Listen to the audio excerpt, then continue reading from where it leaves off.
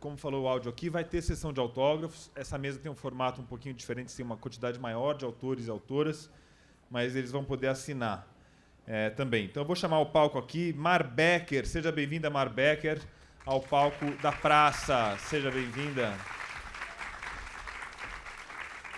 Obrigado, Mar, que protagonizou uma mesa histórica ontem. Todo mundo que estava lá falou que foi incrível. Vou chamar o Jefferson Tenório, que compôs a primeira mesa aqui em homenagem a Porto Alegre em 2022. Grande estrela. Muito obrigado, Jefferson. Pode se acomodar. A nossa terceira convidada é a Verônica Stiger. Verônica, chega mais, seja bem-vinda. Muito bom te receber aqui. Pode ficar à vontade. Jefferson, essa é a cadeira do mediador, que você... enfim, está convidado já na edição que vem, vai como mediador, então. Entendi. Morgana Kressman volta hoje, duplamente convidada aqui no dia de hoje, na Feira do Livro. Muito obrigado. A Morgana esteve mais cedo aqui falando sobre a literatura em tempos de crise, como a gente usa a literatura como forma de consolo e de compreensão das coisas. E o Paulo Scott. Chega mais, Paulo. E aí, beleza? Tudo bom? Seja bem-vindo. Temos ainda mais uma autora para chegar, vocês vão ter que se espremer um pouquinho daqui a pouco, porque ela não chegou ainda, ela vai invadir o palco no meio da conversa, que é a Clara Averbuch. Vamos dar palmas para a Clara enquanto ela não chega.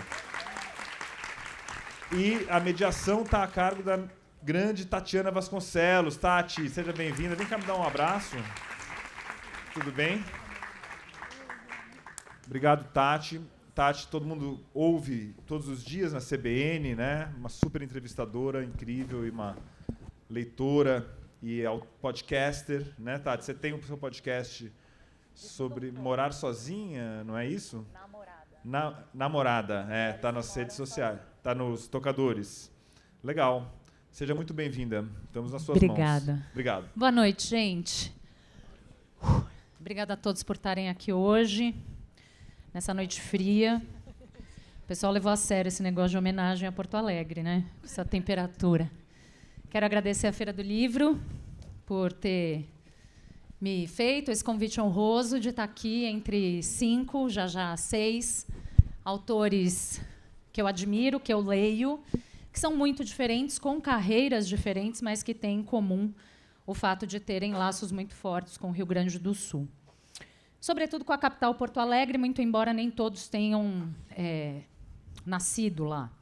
Nosso mote é a enchente histórica que o Estado sofreu no início de maio e, principalmente, tudo que decorreu dessa inundação. Os impactos bem mais intensos na população preta, pobre e menos escolarizada, como mostrou uma pesquisa da Datafolha divulgada ontem, e a reconstrução das cidades e, principalmente, das vidas de milhares de famílias e milhões de pessoas. A ideia, como o enunciado da mesa atrás, é prestar uma homenagem a Porto Alegre, que também tem uma feira do livro muito longeva e que inspirou também esta Feira do Livro. Na segunda metade da nossa conversa, ou no finalzinho da nossa conversa, a gente vai ter 1 hora aqui para ouvi-los, um pouquinho mais, talvez, e nós vamos trazer, nos 15 últimos minutos, perguntas de vocês. Então, localizem os monitores nas extremidades do palco. Eles têm papéis para que vocês enviem essas perguntas por escrito. E quero também sublinhar que os autores estarão, no fim da conversa, disponíveis para autografar seus livros ali no estande da 2 Pontos. Eu quero começar falando de pertencimento, porque eu acho que é disso que se trata, ou é algo que todos aqui têm em comum, né? Sobretudo territorial. Então, queria começar ouvindo vocês sobre a relação com a cidade de vocês, no Rio Grande do Sul, suas lembranças, seus laços afetivos, políticos, com a cidade de vocês e o quanto disso vocês trazem para a obra de vocês. E aí eu vou tentar, como é muita gente, eu vou tentar não atrapalhar. Vocês sintam-se à vontade para ir trocando ideia entre vocês, tá bom?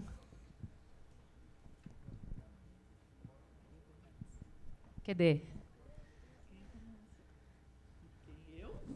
Vai, Verônica. Tá bom, então, peraí. Tá bom, é que eu estava procurando um livro que é... Eu já estava pensando na parte final, né? Sacanagem me botar para falar primeiro, que aí eu que tenho que começar a falar tudo. Então, ainda mais eu tentando pegar um livro. Não, porque eu ia começar pela parte... Começar não, né? Eu já estava me preparando para a parte final, que é qual a relação, onde é que isso aparece na literatura, e eu acho que não tem nenhum livro em que a minha relação, não só com Porto Alegre, que é a cidade onde eu nasci, né? No caso, Porto Alegre é realmente, né, a minha cidade natal, e onde eu vivi até os 28 anos, e depois eu vim para São Paulo, e aí eu já estou em São Paulo há 22, daqui a pouco está ali. Né? E eu acho que a maior relação com não só Porto Alegre, mas o Rio Grande do Sul como um todo é esse livro, o Sul. Né? Até por isso que eu trouxe ele para a mesa. Né? Mas, então, como eu disse, e é um horror, comecei a primeira, que eu tenho que começar a pensar rapidamente, né, o que eu vou falar, mas, como eu disse, eu acho que tem uma relação muito forte, claro, com a cidade onde eu nasci, né, e uma cidade que hoje está sofrendo, acho que eu nunca vi Porto Alegre e o Estado também, de uma maneira geral, né, mas falando aqui de Porto Alegre, porque é a noite de Porto Alegre, uma cidade que está sofrendo tanto como agora. Né? Eu acho que foi... Claro que isso vem é decorrência o que aconteceu lá, né? É muito decorrência dessas mudanças climáticas, mas também, né, nós não podemos esquecer que tem também culpa de muita inoperância, né? Inoperância por parte tanto da prefeitura quanto do Estado, né? Tanto do prefeito, que tem nome, se chama Sebastião Melo, e tanto do governador, que também tem nome, se chama Eduardo Leite, e são responsáveis por muitas das coisas que aconteceram. Né? Porque, só para dar um exemplo, de 26 bombas que deveriam estar funcionando, só 4 estavam funcionando. Né? Mas eu não quero me alongar sobre isso, vou voltar para a questão, né, e não vou falar muito também. Eu acho que não tem como a relação com a cidade, principalmente a cidade na qual a gente nasce, ela não vá para a nossa literatura. Né? E eu acho que, como eu disse, né, ela fica muito mais clara num livro como esse, né, que é um livro que, curiosamente, abre o primeiro conto. Na verdade, tem um conto antes do conto, mas o primeiro texto do livro se chama 2035, né, então não é uma data qualquer, ela é uma data que ela remete às comemorações do que seriam os 200 anos da Revolução Farroupilha. Né? Então, ele é um conto que ele joga para o futuro, e joga para um futuro que é um futuro assustador, né? Um futuro de destruição.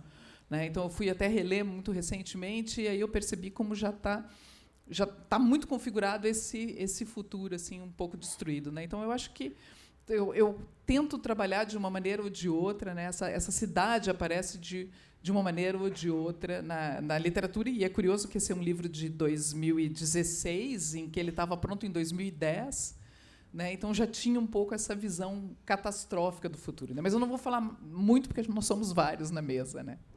Deixa eu falar.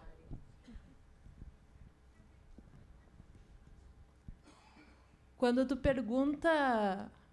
Agora vocês vão ouvir o sotaque do interior do Rio Grande do Sul, que é aquele sotaque de Passo Fundo, com esse E bem forte. E eu estava comentando com a Morgana, que nascida em Tenente Portela, né? E eu falava assim, nossa, Morgana, vamos também trazer algo do interior, dessa escrita feita no interior, lá entranhada naquelas casas, vivida por aquelas mulheres, aquelas paredes cheias dessa incrustação do feminino. Eu falei um pouco disso ontem com a Adelaide. Mas, quando tu pergunta algo assim, eu lembro uma experiência que eu tive na época, né, bem no comecinho ali das enchentes, e eu entrava dentro do Uber, a motorista, às vezes, falava, oi, tal, para onde que tu quer ir? Eu, Ana Catarina Rand e tal. A pessoa, tu é do Rio Grande do Sul. Na segunda palavra, falava, tu é do Rio Grande do Sul, tu é gaúcha. E aí, assim, ficava aquele clima porque as pessoas sentem... Eu começava a chorar quieta, assim. Eu pensava, nossa, até nisso eu sou do Rio Grande do Sul, porque eu choro, mas eu não estou muito mostrando para o outro que eu estou chorando. Eu chorava um pouco encolhida, assim, porque houve muito... Eu estava lançando o Cova Profunda em Minas Gerais, e eu sentia esse empuxo, na época também, de voltar. Nossa, eu preciso voltar para São Paulo, eu preciso de São Paulo voltar para o Rio Grande do Sul.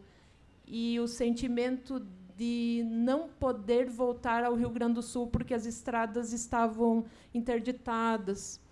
Eu não podia pegar um ônibus, embora Passo Fundo não tenha sido atingida. A Morgana também compartilhou algo que falava assim: estamos seguros, mas não estamos bem. E a sensação que eu tinha era: nossa, Passo Fundo não foi diretamente atingida, mas não estamos bem. E aí eu conversei com o Lúcio Carvalho, que é um baita escritor também de Porto Alegre, que foi atingido. Eu falei: babá, de repente tu não leva a tua família para Passo Fundo. O que tu precisar, se tu conhecer alguém que precise ir para Passo Fundo, embora seja 5 horas de viagem, eu não sabia também se havia condições de ir. Então eu falei antes com a mãe: ó, mãe, tu abre aí a casa porque geral vai, de repente, precise ir. E houve, mesmo de longe, essa sensação de tentativa de pertencer. E acho que isso é inevitável que apareça na obra, na escrita. No caso específico do trabalho sobre o qual eu me debruço, e essa escrita que vem de mim se debruça, há uma tentativa um pouco de falar de um Rio Grande do Sul mais doméstico, mais entranhado, do próprio interior dessas mulheres que, às vezes, não tiveram tanto acesso a uma vida na universidade, não tiveram tanta oportunidade de ocupar espaços públicos. Por isso, eu falo muito da vida das mulheres domésticas do interior do Rio Grande do Sul, da vida das costureiras, da vida da minha mãe, que foi açougueira primeiro, lá na primeira infância, porque precisava aprender de tudo para conseguir trabalhar num pequeno mercado, se fosse o caso, e foi o caso, precisou. Depois aprendeu a costurar e depois aprendeu a cortar cabelo. Eu digo, corte, costura, cortar cabelo. E é um pouco desse mundo que também trabalha na fronteira entre fabulação e memória que aparece. Passo Fundo aparece assim, e a garoa de Passo Fundo, e a umidade de Passo Fundo. Esses outubros muito chuvosos. Eu lembro que meu aniversário, final de setembro, era sempre muito chuvoso. Eu pensava, nossa, não tem... E essa umidade apareceu muito presente. E uma das coisas que me levaram a repensar um pouco a água na minha escrita, o primeiro livro é A Mulher Submersa. Eu pensava, nossa, esse título começou a me doer um pouco. Eu voltava para o livro e pensava, nossa, que mulher é essa que agora está submergida? Que traço que ganha essa escrita da água agora? Vi muitos relatos de muitos colegas escritores que falavam, nossa, eu escrevia sobre a chuva de uma forma tão romântica, e essa chuva agora é diferente. Eu sinto a chuva de forma diferente. Acho que, de alguma maneira, a gente vai repensar também esses temas atravessando a nossa escrita. Muito lindo. Quero chamar a Clara Verbuck, que chegou. Abram, venha, Clara. Uma salva de palmas, por favor.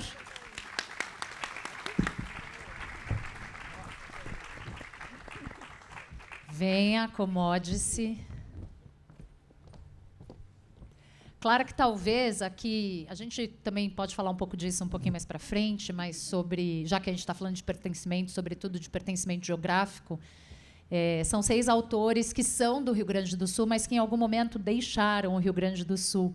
E falávamos ali no bastidor que talvez a Clara seja, para mim e para muita gente em São Paulo, no começo dos anos 2000, a cara da literatura gaúcha. Assim, foi a primeira que, com o seu blog, o seu Máquina de Pinball, que surgiu e puxou uma fila. Bem-vinda, Clara. A gente está falando sobre pertencimento. E já que a Mari falou sobre o título do livro, eu quero já passar a bola para a Morgana, porque Morgana está lançando um livro chamado Água Turva, que também pode ser um título incômodo nos últimos 2 meses, né, Morgana? Boa noite a todas, todos e todes. Eu quero agradecer ao convite, agradecer o Paulo pelo duplo convite. O Paulo está aí? Já saiu. Eu tentei de tarde, na mesa da tarde, também agradecer e não consegui encontrar o Paulo. Paulo, muito obrigada. Eu estou muito nervosa de estar aqui nessa mesa hoje. Eu achei que eu iria começar a falar já chorando, porque todos os sentimentos que nos últimos meses nós gaúchos sentimos, parece que no dia de hoje muita coisa voltou. Não sei se é o frio aqui de São Paulo ou é perceber que parece que muitas pessoas já esqueceram, como se o que tivesse acontecido no Rio Grande do Sul, essa tragédia, essa guerra climática que nós vivemos e ainda estamos vivendo, tivesse acontecido há muito tempo atrás. E não passou. Isso continua, principalmente para quem está lá. Eu acabei de chegar do Rio Grande do Sul, faz uma semana e pouco. Eu estava conversando com a Tayane, a companheira do Jefferson, que há um clima de velório no ar no Rio Grande do Sul inteiro. O sentimento é esse das pessoas nas estradas, nas cidades, nas comunidades. É como se fosse um velório eterno ainda acontecendo. Então, o meu livro, né, ele tem esse título, Água Turva, é um título que muitos jornalistas, né, Tati, chamaram como premonitório durante muito tempo. Eu lancei esse livro antes das catástrofes que aconteceram no Rio Grande do Sul, e, obviamente, que não foi proposital isso, mas, realmente, para algumas pessoas, é um pouco assombroso. E, para falar de pertencimento, vou rapidamente, por eu estar muito nervosa, eu anoto as coisas que eu costumo falar nas mesas, mas eu vou rapidamente ler aqui esse iniciozinho, porque acho que eu não vou conseguir falar. Porto Alegre não facilitou para mim, mas foi Porto Alegre quem tirou a minha ingenuidade de guria do interior. Foi Porto Alegre que me tornou mais forte. Hoje, nada, nem nenhuma cidade me derruba, pois eu já morei na mais difícil de todas, e na que mais me ensinou. Eu cheguei na capital, vinda do interior do estado, de 3 Passos, na fronteira com a Argentina, pertinho ali da Mari, na boleia de um caminhão. O dinheiro que meus pais tinham para me dar na época não dava para eu comprar passagem e me manter lá nos primeiros dias até conseguir um emprego. Da fronteira para a boleia de um caminhão, para Porto Alegre. Eu sempre fui muito grata a quem me ajudou, e Porto Alegre está em meus livros, está na minha memória e também está no que eu me tornei. Só que, como hoje tem muita gente para falar aqui de Porto Alegre, eu e a Mari combinamos que a gente vai falar um pouquinho do nosso interior, que é a fronteira com a Argentina, que é a região oeste, que a gente quer falar da barranca do Rio Uruguai, a gente quer falar dessa terra vermelha que a gente tanto respirou, engoliu, pisou e viveu, que é um outro Rio Grande do Sul que eu acredito que vocês também não conheçam. É um Rio Grande do Sul que tem onça pintada, que tem uma onça chamada Boca Braba, como está no Água Turva, que tem um curandeiro chamado Sarampião, que cuidou da minha saúde muito melhor do que qualquer médico. E, para muitos, isso é visto como literatura fantástica quando a gente coloca num livro como No Água. Eu fiz uma mesa aqui, no sábado, com a Micheline Verunsky, e ela disse que rejeita esse termo. E eu passo agora a rejeitar também. Porque literatura fantástica, para muitas pessoas, principalmente de cidades grandes, é como se isso estivesse muito fora do que eles vivem. Mas, para nós, para mim, para Mari, para a Tayane, que é de Vacaria, essa é a mais pura realidade, não é literatura fantástica. Então, viva a literatura do interior, feita no Rio Grande do Sul.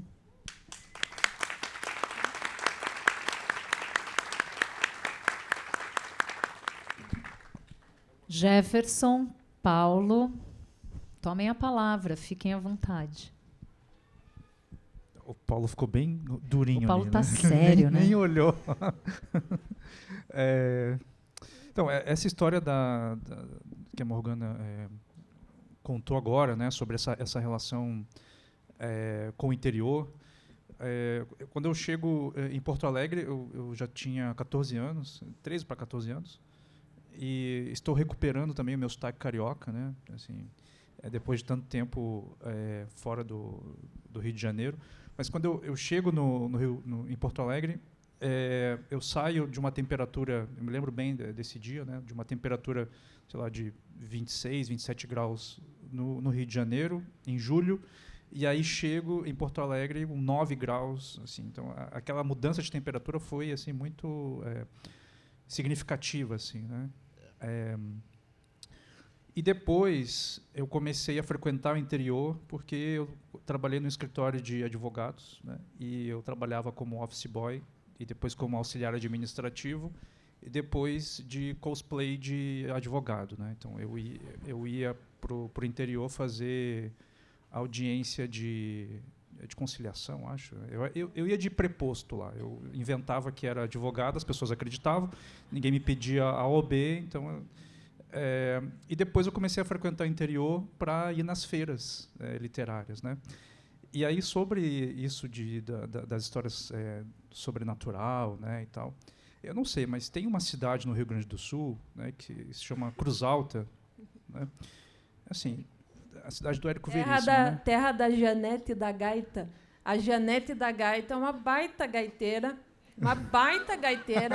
e é um dos grandes nomes de Cruz Alta. E o pessoal não conhece Borghetti e tal. A Janete da Gaita está lá, Bruna Escopel de Passo Fundo, e que fazem esse trabalho, as mulheres na música também, típica do Rio Grande do Sul, né? Morreu há um tempinho agora, então faço para essa homenagem. Aproveita essa deixa, Jefferson. Obrigada. E aí eu fui convidado para ir numa feira em Cruz Alta, isso já no início, quando eu tinha recém-lançado o meu primeiro livro, assim, completo desconhecido, e aí entrou em contato comigo um professor lá da universidade me convidando para ir nessa feira. Me ofereceu um cachê que naquela época era relativamente alto, assim, né? E aí eu, puxa, né? Não, tem muitos leitores aqui e tal, e aí aceitei. Eles foram me pegar de carro. Durante a viagem, o motorista parecia muito estranho e, enfim, parecia um personagem de filme de terror. Ele era realmente muito estranho. E aí vieram os dois professores no carro comigo. Era um carro de 2 portas. Imaginem um carro de 2 portas, é um carro pequeno. Os 2 professores do meu lado e mais uma outra pessoa que eu também não sabia o que ela estava fazendo naquele carro. Mas fomos todos... E no meio do caminho o motorista dormiu na estrada, né? E estava uma chuva horrorosa, e aí eu acordei e o motorista estava com a testa no volante. E aí eu dei um tapa no braço do motorista, ele jogou o carro para outra pista e voltou. Aí quando ele voltou, todo mundo no carro acordou, porque estava todo mundo dormindo. E aí eu disse para um dos professores para alguém assumir o volante, porque eu queria chegar vivo, né, no lugar. Bom, aí... um dos professores pegou o volante, e aí o outro professor que ficou do meu lado falou assim: Jefferson, eu preciso te contar uma coisa. É que hoje de manhã eu pedi para um funcionário arrumar o telhado aonde ia ser a sua fala. Só que aconteceu que durante o trabalho o funcionário caiu e morreu. E ele falava aquilo com uma dor, assim, para mim, né? E eu vi que ele estava muito comovido, assim, triste. E aí falando de velório, e, enfim, foi horrível. Quando chegou lá, a secretária de Cultura me recebeu, né? E aí falou assim: Jefferson, corre para a universidade, que é onde ia acontecer a minha fala, porque tem uma fila gigantesca esperando, né, para você dar autógrafos, né?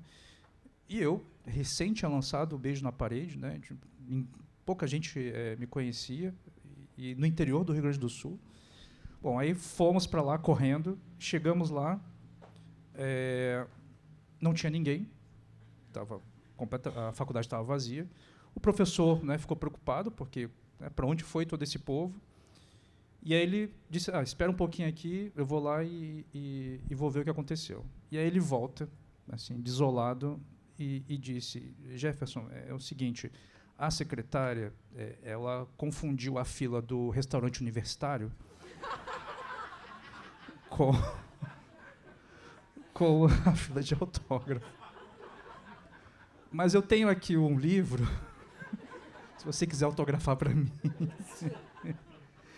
Então, esse foi meu primeiro contato assim, com o interior do Rio Grande do Sul.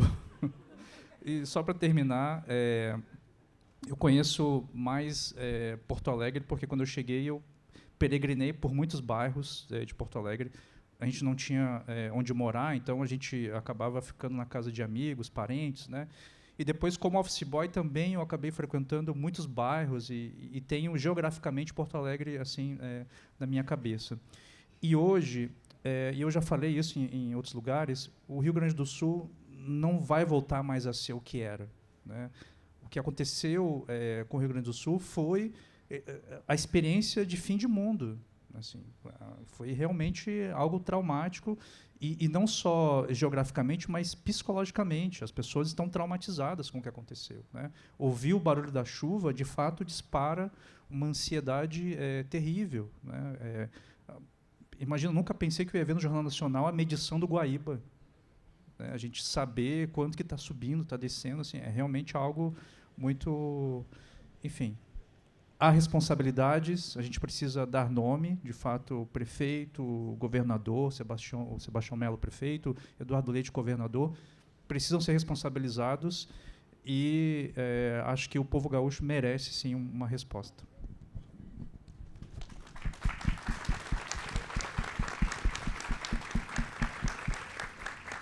Paulo. Boa noite, obrigado pela presença. Tati, quando eu recebi o convite para essa mesa, eu fiquei pensando assim, cara, o que eu vou fazer numa mesa assim, né?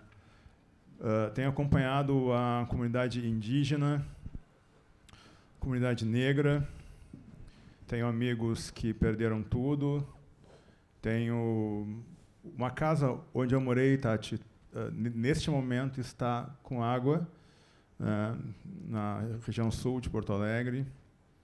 E depois conversei com Morgana, refleti um pouco, e a Morgana me disse, não, essa mesa pode ser uma homenagem à resistência que é muito forte no nosso estado. E eu estou muito feliz de estar aqui, porque eu sou o mais velho. Eu, durante muito tempo, fiquei engajado com eventos literários, não da magnitude deste aqui, mas nessa promoção, né, do contato com os leitores, com os textos, e acho que a literatura se faz muito desse momento ético. Isso aqui é muito importante e é histórico. Apesar de mais velho, quando eu comecei a escrever, Clara e Verônica já eram superestrelas da literatura brasileira, e então não sou exatamente, não é, o mais, né, rodado aqui, né? E com certeza, em todo o meu tempo de estrada, não cheguei aos pés, né, do brilho dessas duas grandes escritoras tão importantes. Eu queria ler um texto, que é um texto sério, é uma carta aberta ao prefeito de Porto Alegre, que é o que me trouxe aqui, na verdade. Mas também queria ler um poema que está no Garopaba Monstro Tubarão, que é um poema que eu fiz para os novos donos de Porto Alegre, os donos que estão destruindo a cidade, e a violência que se normalizou naquela cidade. Uma cidade que há 30 anos atrás, 20 anos atrás, você andava com muito mais tranquilidade. Então, se vocês me permitirem, eu vou ficar de pé, porque eu tenho uma participação da Verônica, que eu não podia perder a oportunidade, né? E, se Tati me permitir, eu vou ficar de pé.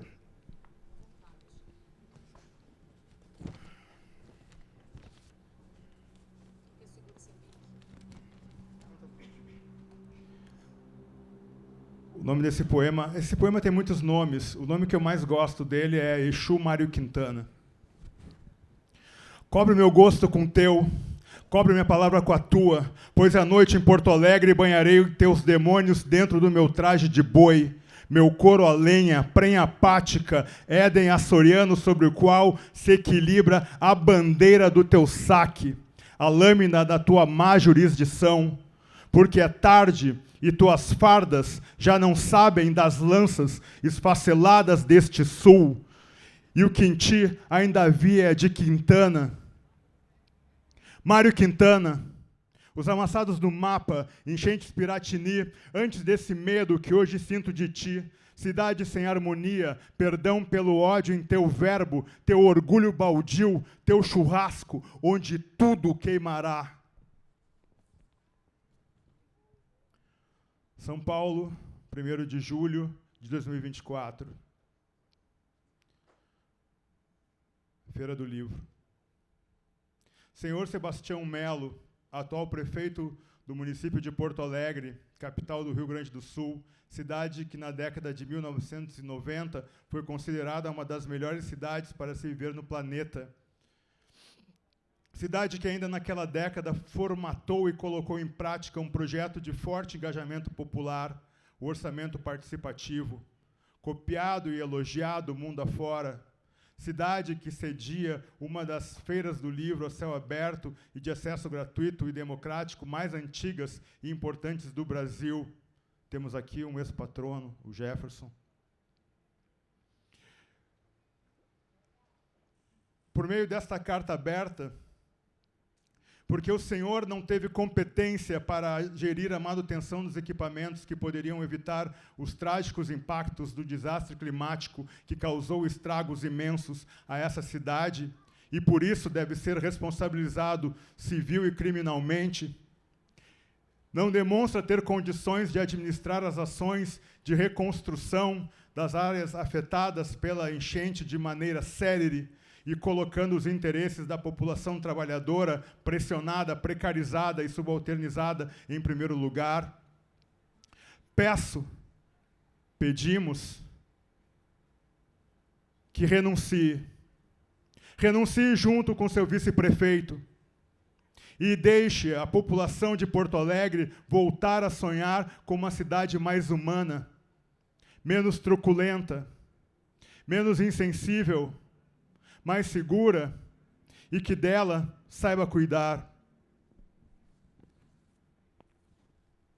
Cobre o meu gosto com o teu, cobre minha palavra com a tua, pois à noite em Porto Alegre banharei teus demônios dentro do meu traje de boi, meu coro a lenha, prenha apática, Éden açoriano, sobre o qual se equilibra a bandeira do teu saque, a lâmina da tua má jurisdição, porque é tarde e tuas fardas já não sabem das lanças esfaceladas deste sul, e o que em ti ainda havia de Quintana. Mário Quintana, os amassados no mapa, enchente Piratini, antes desse medo que hoje sinto de ti, cidade sem harmonia, perdão pelo ódio em teu verbo, teu orgulho baldio. Teu churrasco, onde tudo queimará. Quando eu ando assim, meio down, vou para Porto Alegre, bah, trilegal. Obrigado.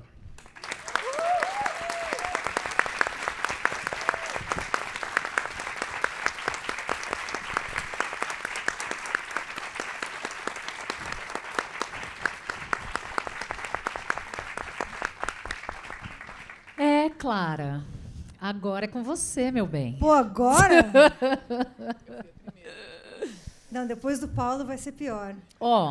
Se eu puder colocar um elemento aí, a gente está falando agora de reconstrução, né? A mesma pesquisa Datafolha que eu citei no início dessa mesa mostra que a maioria dos moradores, a maioria dos gaúchos acha que essa reconstrução, que vai custar bastante e que vai demorar também, eles acreditam que vai demorar pelo menos 3 anos. Boa parte acredita que vai demorar 4 anos ou mais. E aqui, obviamente, eu estou falando da parte prática da coisa, sem contar, e não podemos não contar, o aspecto que o Jefferson levantou, que é da saúde mental das pessoas e da vida delas, né? Vocês e já que a Mari falou de fabulação e memória, como é que a literatura, como é que os escritores podem colaborar, além de fazer manifestos fortes como esse, com a transformação da memória em fabulação, pensando numa reconstrução do Estado? Escrevendo o que eles estão vivendo. Eu acredito muito na escrita da vida, na escrita, na autoficção, no que as pessoas estão sentindo ali naquele momento. Eu acho que é um momento da gente olhar para dentro e ver o que aconteceu ali, ver o trauma das pessoas, o que aconteceu, a responsabilidade dessas pessoas citadas aí, inclusive que deveriam renunciar mesmo, já deveriam ter feito isso, que venderam a cidade para essas empreiteiras, que destruíram a cidade, enfim, né? Mas eu acho que a literatura tem o poder de criar e de trazer os sentimentos das pessoas. Eu acho que não são só sentimentos bons que a gente tem que lidar na literatura, né? Eu acredito muito na raiva, na frustração como força motriz. Então, eu acho que seria um bom momento para usar isso, porque está todo mundo com essa raiva, para criar obras a partir desses sentimentos feios, porque a literatura não é bonita, né? Não, nem deve ser. Mari, já que você levantou esse duo entre a memória e a fabulação, como é que é possível pensar novos futuros para o Rio Grande do Sul a partir desse exercício? Sabe que eu entrei em contato com algumas das pessoas atingidas e colegas escritores, escritoras, e alguns comentavam comigo: nossa, que necessidade de escrever, como elaborar esse luto agora, o que eu faço com isso? E houve um momento de trauma, e o trauma acho que se configura um pouco por esse... Tem um pouco essa característica do infalável, faz fronteira um pouco com o limite da palavra, mas a partir de certo tempo se começa a elaborar. E já durante esse período de tragédia, muitas pessoas vinham tentando recuperar fotos, por exemplo, que tinham sido perdidas nas enchentes, que se viu reportagens, se leu muito, se leram reportagens que traziam essa busca de primas, irmãs, que voltavam às casas e começavam a secar as fotos com secador de cabelo. E o sentimento que me veio foi o de me perguntar: qual que é a casa, então, que permaneceu? Que casa é essa que ficou, se as casas se foram? E talvez seja um pouco a casa da história, daquilo que é o legado que a gente traz. E aí entra a questão da ancestralidade também, que ontem na mesa eu comentava. E entram também detalhes, sabe, Tati? Como, por exemplo, me veio na cabeça um relato que uma guria de Guaporé tinha falado para mim: nossa, Mar, a minha avó, quando alguém entrava em casa, alguém que era diferente, ela andava de pé descalço. Aí eu lembro que eu olhava para o pé dela e o pé encolhia, assim, como se ela tentasse resguardar algo de muito íntimo daquela casa. Por exemplo, assim: eu te recebo, mas eu quero guardar um cantinho que é só do meu silêncio aqui dentro, que é só... E também revela um pouco da desconfiança. Tem 1000 traços aí que aparecem nessa fala, que é um relato banal, e é um pouco por aí também, pelas banalidades que a gente descobre o traço daquela população. Trabalho muito com essa questão do interior também, como a Morgana estava falando. E aqui me veio a lembrança, aquele escrito que está lá no final do Sal. E ele foi muito aporte para mim, do pouco que eu tinha acesso aqui, expatriada do meu estado, querendo voltar, não podendo voltar. E eu recitava, dizia para mim mesmo: tornar o amor uma casa, erguê-lo como se ergue um lugar, abrigar-se nele, entrar dentro do amor, refugiar-se em suas trincheiras, como os que vêm feridos de morte, os que de súbito entendem que viver é breve, mas amar é longo. Torná-lo a tua mão que alcança a minha, a volta a um primeiro ato de misericórdia, sangue marcando as ombreiras das nossas portas. Tornar o amor um esconderijo de infância, uma fresta na madeira, uma luz tênue, uma ave. Tornar o amor uma casa, torná-lo asa. Quando não há casa, talvez o amor seja casa, sabe?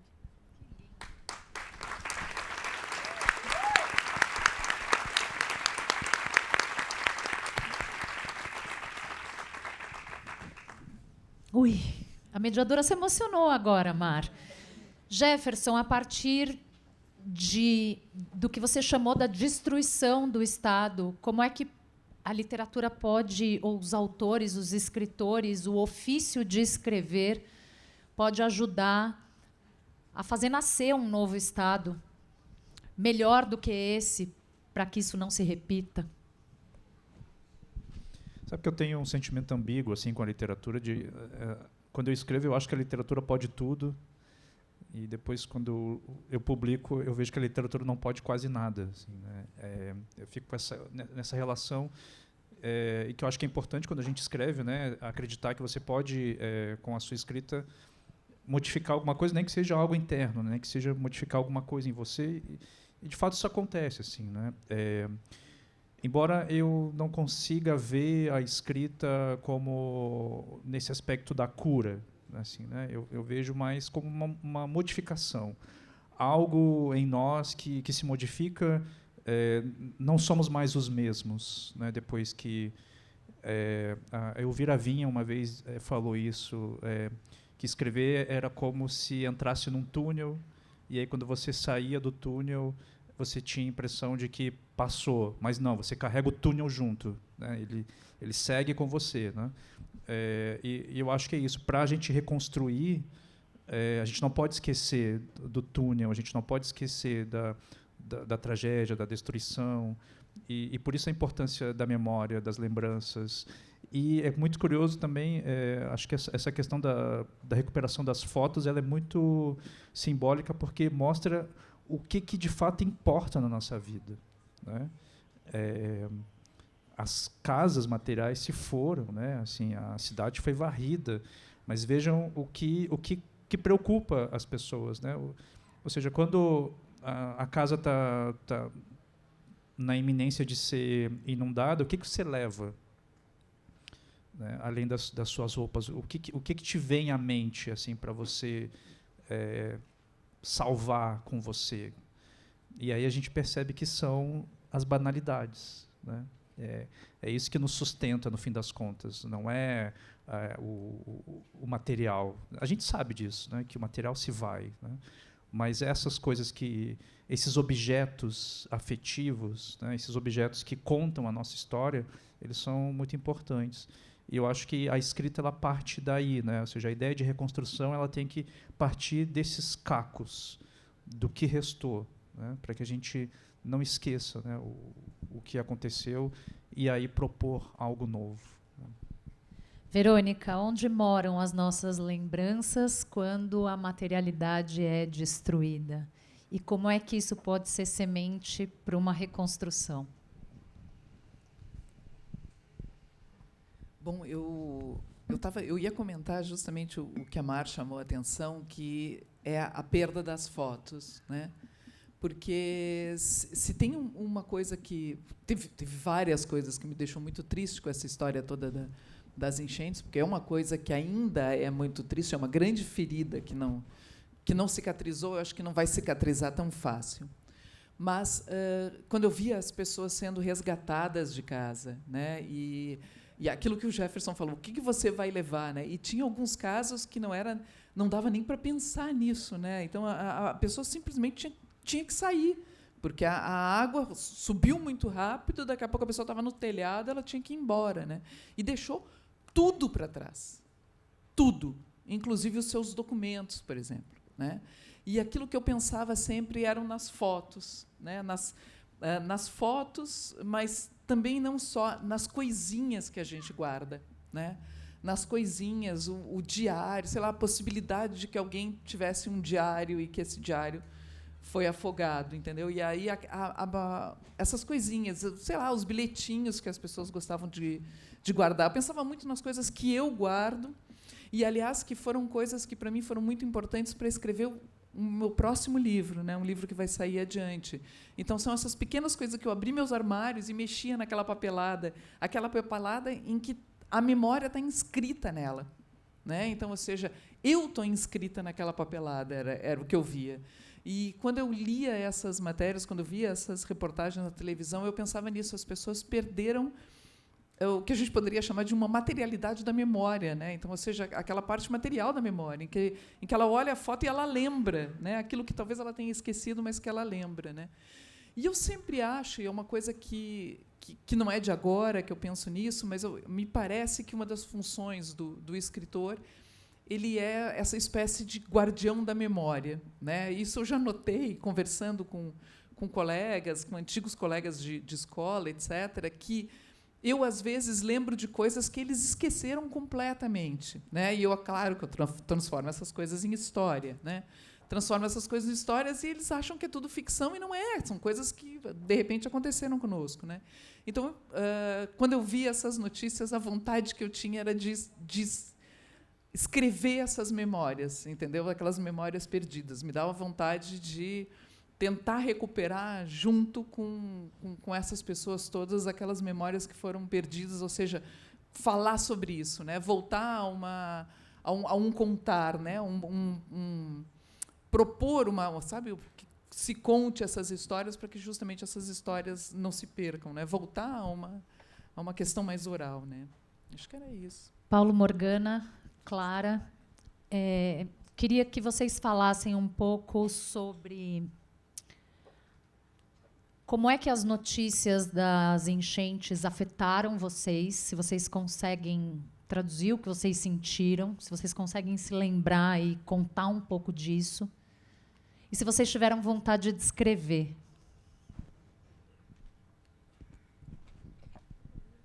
Tive vontade de escrever um manifesto, mas não tive vontade de escrever literatura.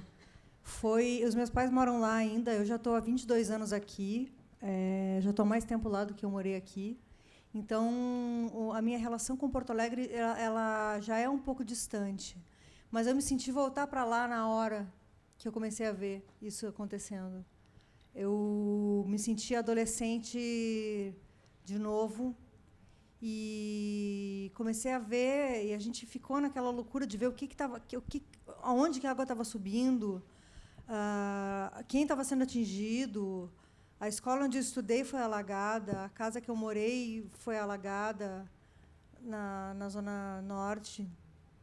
Então, eu lembro que eu senti um desespero, mas eu senti muita raiva também, porque a gente sabe que tem os responsáveis. Não é o clima, não foi um desastre climático, foi um desastre político, que poderia ter tido uma enchente controlável, não numa destruição completa de mais de 200 estados.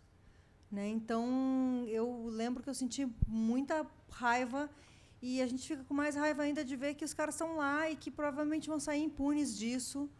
Então, eu pensei muito politicamente nesse momento que eu vi isso acontecendo, e, ao mesmo tempo, tentando descobrir dos meus amigos quem estava bem, quem tinha casa ainda.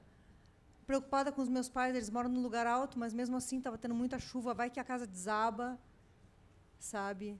Então, foi um misto, assim, foi um desespero que eu nunca tinha experimentado, porque nunca tinham mexido na minha raiz dessa forma. Bom, Tati, eu acho que inclusive, vou deixar para o Paulo depois explicar isso melhor, mas foi um sentimento muito perturbador nas primeiras semanas, porque a gente não conseguia, às vezes ia dormir e acordava tipo 1h e se encontrava os dois na sala, meio perdidos, assim, sem conseguir assim expressar em palavras o que estava acontecendo. A gente, não sei, eram sentimentos muito conflitantes, assim, porque, ao mesmo tempo que a gente abria esse esgoto, muitas vezes, que são as redes sociais, e lia coisas do tipo: mas também os gaúchos são isso, eles mereceram. Os gaúchos são aquilo, eles mereceram. Tinha também toda uma rede de solidariedade muito grande do Brasil inteiro em relação principalmente as pessoas atingidas no Rio Grande do Sul. Eu não tive vontade de escrever, eu tive vontade de gravar vídeos, gravei muitos, estão nas minhas redes sociais, muitos vídeos, inclusive sobre as doações, quando começaram as doações, que as pessoas mandavam coisas sujas, rasgadas, enfim. Mas, já que você perguntou sobre isso, eu vou aproveitar, porque a única coisa que eu tive vontade era de escrever fatos reais, nesse momento, que eu anotei. Porque a gente sabe que o Rio Grande do Sul tem muitos defeitos, e a gente já falou muito sobre eles durante muitos e muitos anos. E os gaúchos e o Rio Grande do Sul, sim, também cometeu muitos erros. Mas eu também queria falar, quem sabe vocês não saibam, do estado que tem o maior número de terreiros em todo o Brasil, mais do que na Bahia, mais do que no Rio de Janeiro. São 65 mil centros de religião afro-brasileira que existem no Rio Grande do Sul. São 157 mil praticantes, eu sou uma delas, fora os que não são praticantes. Eu quero também falar de Oliveira da Silveira, que idealizou o Dia da Consciência Negra no dia 20 de novembro de 1970. Falar da Anísia Floresta Augusta, que foi a primeira feminista brasileira, que surgiu, inclusive, ainda no tempo imperial, e que lutou pelo direito à escola e o direito à leitura para as meninas no Rio Grande do Sul, e depois o projeto dela se espalhou pelo Brasil. A gente chegou a viver governos progressistas em Porto Alegre, no Rio Grande do Sul, a gente teve essa sorte. Como o Paulo falou, o orçamento participativo foi criado em Porto Alegre. Como a Verônica falou, quando a gente estava ali na Sala dos Autores, a primeira edição do Fórum Social Mundial foi realizada em Porto Alegre, em 2001. Então, eu sei que o Rio Grande do Sul tem os seus problemas. Eu até anotei isso para não esquecer. Na semana passada, eu fiz uma mesa com o Jefferson, e ele falou uma coisa que me impactou muito durante a mesa. Porque ele falou que ele tinha medo de sair nas ruas de Porto Alegre, do Rio Grande do Sul, medo de ser confundido com um agressor, por ele ser um homem negro. Então, sim, o estado do Rio Grande do Sul tem muito ainda a melhorar e evoluir, e não sei se isso vai acontecer. Mas ele também é um estado negro, ele também é um estado feminista, ele é um estado do candomblé, da umbanda, do batuque, majoritariamente. É um estado que tem resistência, tem muitas pessoas, muitas comunidades que são resistência, e negar isso, quando algumas pessoas vão para as redes sociais negar isso é ajudar no apagamento desses grupos, é tentar apagar essas pessoas, é tentar ajudar o movimento, tentar ajudar os fascistas, na verdade, o fascismo moderno, né, que tenta dizer para essas pessoas que elas não são ouvidas ou que elas não são vistas. Então, a resistência gaúcha, ela já existiu no Rio Grande do Sul, ela já viveu lá e ela ainda vive. E um exemplo disso somos todos nós que estamos aqui hoje. E, Morgana, só lembrando que o MST é de lá também, né?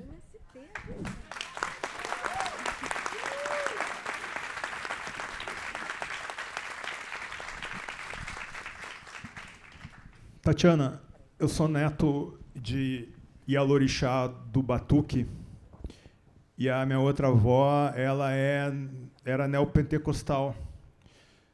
E eu acompanhava muito essas minhas duas avós, e era muito engraçado quando eu ia com a minha avó nos cultos neopentecostais, eu via uma quantidade de pessoas negras muito, muito maior do que eu via na igreja católica, onde eu fiz a comunhão e a crisma.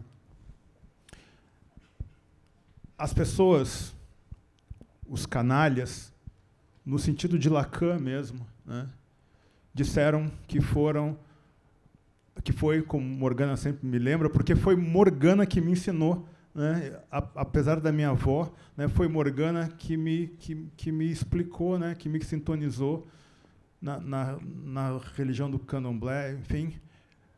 Esses canalhas disseram que aconteceu o que aconteceu pela quantidade de espaços religiosos, né, de matriz africana do Rio Grande do Sul.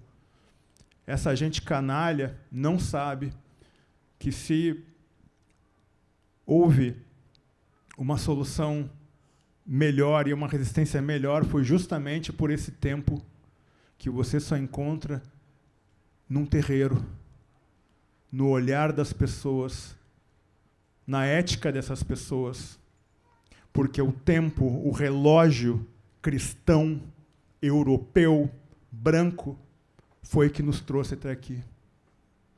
Sobretudo, o ritmo macho, masculino, que nos trouxe, branco, que nos trouxe até aqui.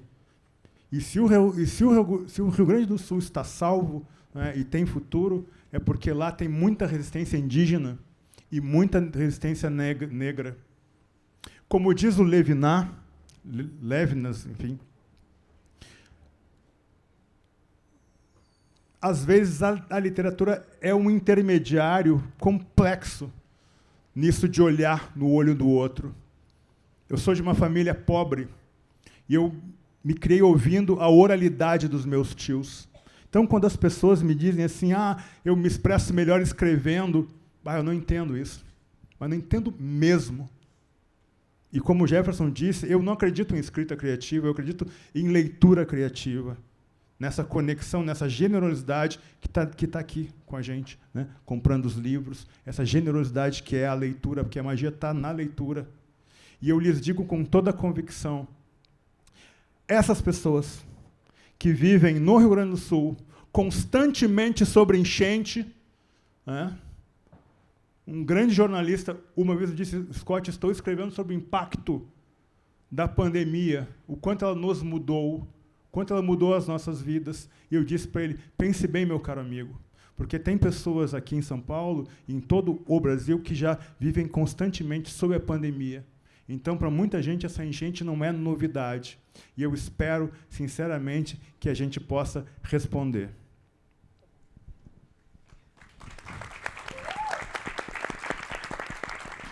Clara queria falar? Eu queria ler um texto, na verdade, que eu escrevi pensando em ler aqui. Eu não quis falar da tragédia, porque eu estou inundada por ela. Então, não é uma coisa que eu conseguiria elaborar um texto agora. Então, eu escrevi um texto falando das coisas boas que eu vivi em Porto Alegre. Algumas coisas ruins também, mas eu vou pular. Vai. Vamos lá. Eu sou gaúcha, vivi 21 anos em Porto Alegre e confesso que não tenho a melhor das relações com a cidade, com o Estado. Muito machismo, muito racismo, muito bairrismo e, nos últimos anos, um antipetismo e anti-esquerdismo preocupante. Concordo com muitas das críticas, mas é de quem falar de Porto Alegre como se tivesse sempre sido assim. De lá vinha a minha formação cultural e de esquerda. Sediamos o Fórum Social Mundial, elegemos 4 prefeituras de esquerda nos anos 90 e 2000. Temos Olívio Dutra e Manuela Dávila. Somos o berço do MST. Enfim, temos os fascistas hidrofóbicos, sim, mas, historicamente, somos resistência. E tem uma juventude inteira lá. As aulas que eu matava para ir ver filme no Cine Baltimore, que hoje, tristemente, é um centro comercial com o mesmo nome. Os showmícios que meu pai tocou e que despertaram a importância da política para a cultura em mim. As horas passadas na Casa de Cultura Mário Quintana. Minha adolescência cachaceira no Oswaldo Aranha e no Bar do João, no Lola, os X da Lancheria do Parque, meu primeiro trabalho sério aos 19 anos na Casa de Cinema de Porto Alegre, o reconhecimento precoce do meu talento pelo Não Tio, onde publiquei os meus primeiros textos ainda menor de idade. O Cardoso Online, que mudou minha vida e me fez começar a ter leitores, muitos dos que me acompanham até hoje. De nada. Nada disso eu esqueço, Porto Alegre. Você foi a mãe do meu talento, mas foi em São Paulo, minha madrasta sortuda, que me estabeleci como profissional das letras. Aos 21 eu me piquei para cá e cá estou. E provavelmente cá ficarei. Eu tenho a sorte de vir de uma família de artistas, e a minha arte foi incentivada desde pequena, com as visitas à Feira do Livro de Porto Alegre, minha época preferida do ano, quando eu podia sair com pilhas e pilhas de livros com até 90% de desconto. Posso dizer que essa feira formou a escritora que eu sou hoje, junto com a minha mãe, uma entusiasta da leitura, e meu pai, que me proporcionava um ambiente permeado por arte, camarins, peças, show e liberdade. Fui muito livre, coisa que talvez não pudesse ser em uma cidade maior. Vivi a liberdade na adolescência como poucos. Eu só poderia ter vindo de lá. Ao mesmo tempo que temos a tal prenda, que é a figura folclórica da mulher lá no Rio Grande do Sul, é a prenda. Não preciso dizer nada além disso. Temos a assertividade da mulher gaúcha, que sabe que precisa se impor diante de um mundo patriarcal, e com essa faca na bota eu já nasci. Espero que minha cidade se reconstrua mais linda do que já era, que elejam a Maria do Rosário para a prefeitura e que jamais vendam a cidade para a empreiteira novamente. Enfim, tempo, fora melo e fora leite. Uhul! Tati, eu queria trazer um dado, um pouco na esteira do que o Paulo e a Morgana estavam falando do Rio Grande do Sul, que é a existência. Eu estava lendo um pouquinho para participar aqui do debate e encontrei um estudo da URGS que fala sobre a presença do indígena no Pampa, na região do Pampa. E é uma pesquisa recente e talvez não muito divulgada, possivelmente porque se atua um pouco no apagamento desses grupos, sabe? Os resultados da análise de DNA mitocondrial foram muito importantes no delineamento genético dos gaúchos, em particular por apontar para os elevados níveis de contribuição indígena. A porcentagem de 52% de haplogrupos de DNA mitocondrial de origem ameríndia levou os geneticistas a concluírem que os gaúchos contemporâneos constituem o mais importante reservatório de linhagens de DNA mitocondrial ameríndia no Brasil, fora da região amazônica. Não se sabe muito disso. É preciso voltar a falar disso. Muito bom, muito bom. Perdi o controle. Faltam 10 minutos. E tem bastante perguntas legais aqui da plateia. Eu vou dar um truque que não se deve fazer quando a gente está entrevistando gente, que é juntar duas perguntas em uma. Mas eu vou fazer isso. Tem uma especificamente para o Jefferson e tem uma... A maioria veio para todo mundo, mas eu fiquei bem tocada por essa. Eu vou, então, dirigir ao Jefferson e depois abrir para quem quiser responder, pegar o microfone e falar, tá bom? É assim, não veio assinada. A sua literatura me ajudou, como homem negro, a elaborar parte da minha identidade como pessoa negra em diáspora. Como você acredita que a literatura pode ajudar a reconstruir a memória de quem ainda está ou estava elaborando uma identidade cultural? E aí eu quero emendar, porque tem uma outra pergunta falando de racismo ambiental. E aí acho que talvez a Morgana, ou quem se sentir à vontade, pode passar a mão no microfone e responder. Como é que a questão do racismo ambiental se revela no caso das enchentes em Porto Alegre? Como falar desse aspecto da tragédia para além do aspecto material? Acho que o Paulo trouxe uma questão importante que tem a ver com a pergunta, que é esse espaço dos terreiros como um espaço não só como religiosidade, mas também como um espaço de resistência da própria cultura africana e afro-brasileira. Eu também venho, né, do terreiro e lembro de ter esse trânsito, né, com os orixás, né, de não achar que os orixás eram de ordem extraordinária ou sobrenatural. Fazia parte do dia a dia, né, ou seja, era comum que essas coisas acontecessem, não havia essa diferença, né. E depois, quando eu cresci e reelaborei, né, e aí eu entendi que essa minha vivência no terreiro, além de resistência, além da religiosidade, também poderia servir como ficção, também poderia servir como literatura, né? E eu acho que quem está nesse trânsito, né, da diáspora, porque os terreiros nada mais é do que essa criação desse espaço africano perdido, né? É um lugar, imagine, né, esses corpos negros que foram sequestrados, trazidos à força para um lugar extremamente hostil, e tiveram que inventar, na verdade, um espaço, né? E o terreiro é um desses espaços. Então, eu acho que frequentar esses lugares, né, tentar achar os seus, né, como a gente diz, e a partir disso elaborar e transformar, talvez, né, em ficção. Eu acho que passa por aí. Sobre racismo ambiental, quem quer?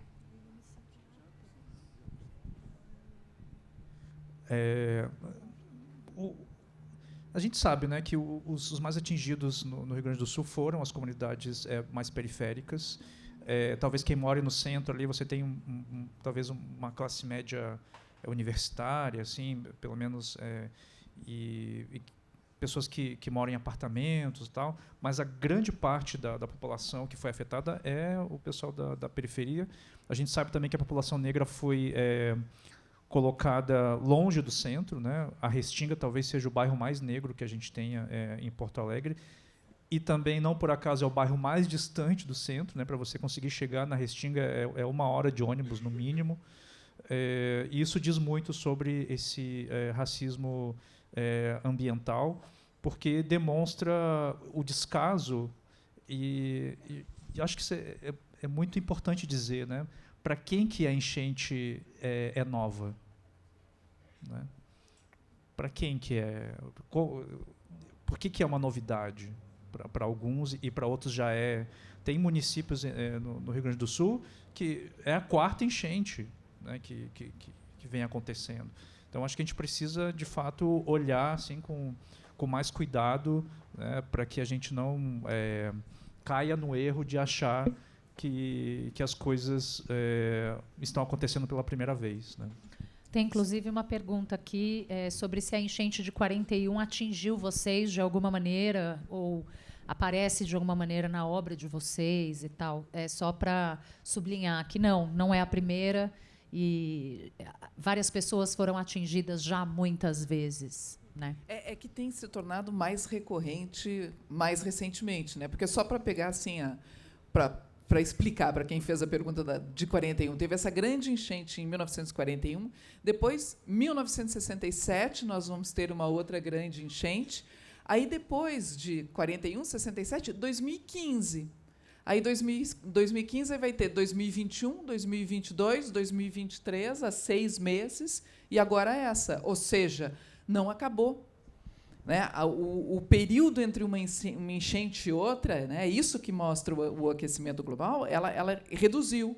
Então, muito provavelmente, nós vamos ter uma outra enchente daqui a pouco, daqui a alguns. Não chegou ainda a temporada de chuva, né? Mas a Ilha da Pintada e a Ilha das Flores é todo ano. Exatamente, todo ano, e isso que eu ia comentar também antes da pergunta. Que eu ia comentar que há regiões, só acrescentando o que o Jefferson falou, só lembrando que há regiões ainda de Porto Alegre e de algumas outras partes do estado, mas eu sei mais de Porto Alegre, que ainda estão debaixo d'água, que são justamente essas, né? Essas mais periféricas. E as ilhas estão destruídas. Tem gente que ainda tem... Conheço pessoas que moram lá que ainda estão com água em casa, e água muito alta. Deixa eu dar dados, Paulo, desculpa. Datafolha, mesma pesquisa que eu citei no início. Quase metade das famílias que ganham até 2 salários mínimos respondeu ter perdido casa, móveis, eletrodomésticos ou o próprio sustento na forma do emprego ou da própria empresa, 47%. Já entre aquelas que ganham de 5 a 10 salários, 13% relataram algum tipo de prejuízo. Mais da metade, 52%, dos pretos nos municípios afetados relata algum tipo de perda com as enchentes. Entre os pardos, 40% respondem que tiveram algum tipo de prejuízo. Entre a população branca dessa mesma cidade, a proporção de entrevistados que relata alguma perda material ou de renda é de 26%. Não, uma coisa que a Clara falou, que é muito importante, as empreiteiras. Aqui em São Paulo, isso é uma realidade super importante. E este é um bairro que é poupado delas, de certa forma, né? Porque você vê que, né, que ela não é tão forte quanto em outros bairros, como está acontecendo essa gentrificação. Mas no caso de Porto Alegre, né, Clara, é muito gritante. As empreiteiras são realmente donas da cidade. Então, esse registro que Clara faz é importantíssimo.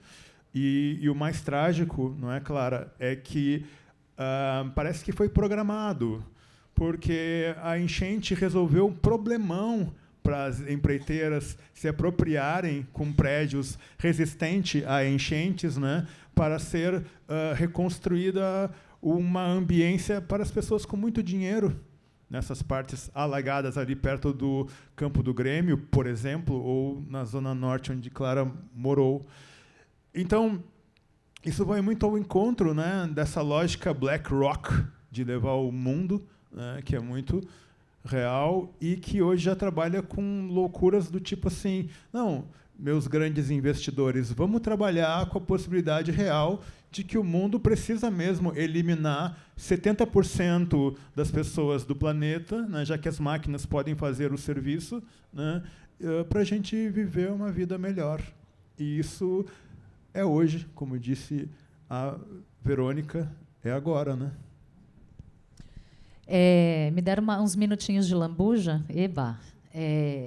Bastante perguntas. Já adianto que, infelizmente, não teremos tempo para todas, mas eu vou fazer. Já fiz a enchente de 41. A partir dos paradigmas que vocês abordaram, como reconstrução da memória e da raiva em si, quais devem ser os caminhos da literatura gaúcha a partir de agora? Uma literatura mais política?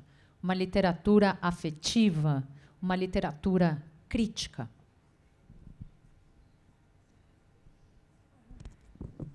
Acho que ninguém aqui está aqui para ditar o que outro vai fazer na literatura. Há literaturas que são políticas, sim, mas há outras que são apenas afetivas, memórias. Então, eu acho que cada um vai encontrar o seu caminho nessa literatura, porque a literatura é plural. Não existe a literatura gaúcha como um grande bloco. Ela é plural. Nós todos somos gaúchos, nós todos somos diferentes entre nós, e vamos lidar com essa tragédia e com as consequências dela de formas diferentes, eu acredito.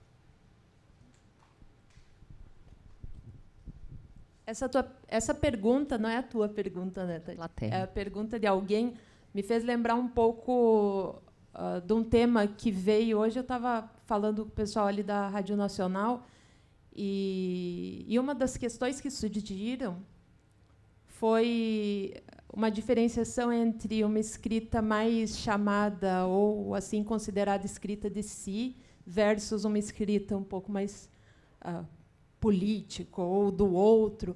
E eu gosto um pouco de borrar essas fronteiras, sabe? Eu acho que é preciso borrar essas fronteiras, porque muitas vezes essas fronteiras vêm com uma lógica de expressão de algum poder ou da valência de uma em relação à outra.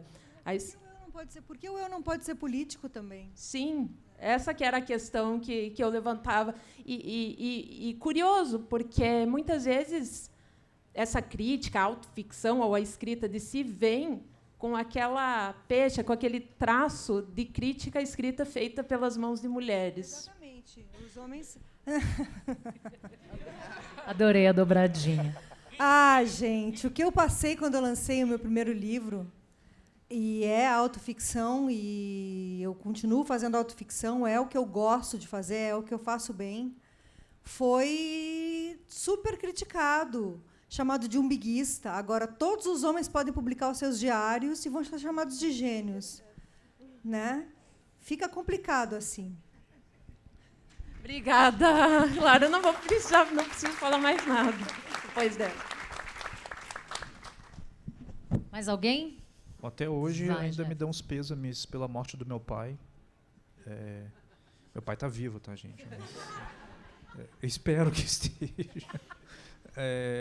Mas me dão uns pêsames por causa do avesso da pele, né? Acham que que é a minha história, mas é também, né? E agora eu tenho uma nova técnica agora com a história da autoficção. Quando afirmam que o seu livro é uma autoficção e tal, eu digo, não é. Aí quando dizem, o seu livro não é uma autoficção e tal, eu digo que é. Né? Assim, né? Porque daí contempla todo mundo. Eu fazia entendeu? isso Assim, também. Eu, nesse meu primeiro livro, porque era muito questionamento, mas é a sua vida, mas aconteceu, mas é isso mesmo? Porque, imagina, era uma mulher falando de sexo e bebida e putaria no começo dos anos 2000, que está logo ali, mas já mudou muito, né? Desde então. Eu usava essa tática também. Eu dizia para alguns que era tudo inventado. E o melhor de tudo é que as partes mais absurdas, que parecem mais inventadas, são as partes reais. Também tem a parte de dizer que tem 37,5% é verdade. Né? É a minha vida. Nossa, melhor. E eu falava um pouco desse traço de indicação de superioridade de certa escrita feita por mulheres em relação à outra, porque algumas vezes aquilo que eu escrevo é chamado de uma escrita muito entranhada na casa, muito interior, muito do privado, sabe? E eu penso assim, nossa, mas quando eu me pergunto sobre as mulheres, me pergunto sobre a vida das minhas tias, aquilo que até muito pouco tempo foi o real dessas mulheres, foi a vida dentro de casa. E de muitas ainda é. De muitas ainda é, sabe? Então, por que esse real, por que esse reservatório de vasta experiência humana que está nessas casas é algo de menor? É algo de grande também. E é muito bom que, desde que depurada pela língua, e, claro, aí vai daquilo que compete a cada um, do fazer, da artesania de cada um, é muito bom que isso esteja sendo feito e que isso venha e ganhe voz também. Fico muito feliz, sabe? É que a mulher ainda incomoda. Exatamente. Não só a mulher e os grupos racializados, né? Que são sempre esperados a escrever suas desgraças. Eu escrevi um texto esses tempos chamado A Pornografia da Violência, está na minha newsletter, assinem minha newsletter. E aí me indicaram uma série chamada American Fiction. Vocês já viram essa série? É um filme, desculpa. É um filme. É que o escritor não está falando das dores do homem negro da periferia e tal, e ele pega, e vou dar spoiler, tá? Ele pega e escreve um livro super estereotipado, e esse livro ele escreve com um pseudônimo, que ele diz que ele é procurado e tal, e o livro vira um best-seller. Então, querem também ouvir as nossas dores e as nossas desgraças. Na verdade, o único que pode fazer qualquer coisa na literatura que queira é um homem branco, né?